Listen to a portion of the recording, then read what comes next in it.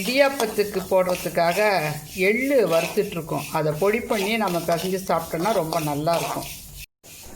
Idiyappam 1 cup மாவு, அரிசி மாவு, ரேஷன் பச்சரிசி மாவு தான் அரைச்சி போட்டேன்.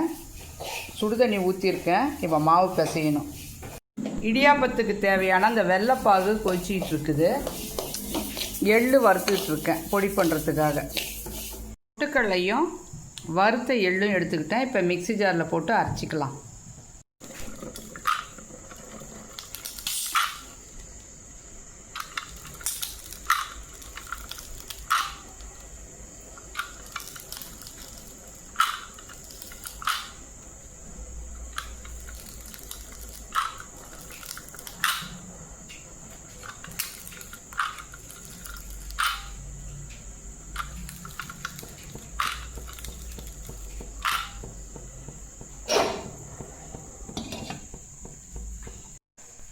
பொட்டுக்கடலையும் அரைச்சிட்டேன்.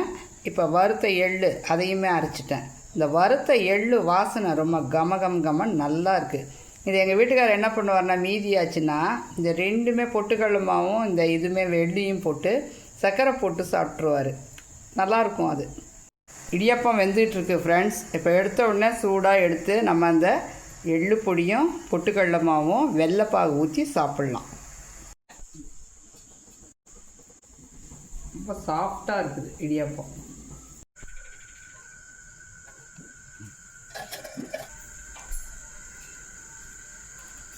எப்படி இருக்கு இடியாப்பம்?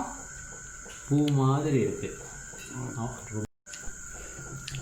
இந்த மாதிரி மெத்தடில் குழந்தைங்களுக்கு கொடுக்கும்போது நல்லா ஈஸியாக அந்த கால்சியம் சத்து, எள்ளு இந்த மாதிரி நம்ம டேஸ்ட்டோடு சாப்பிடும்போது நல்ல கால்சியம் சத்து கிடைக்கும்.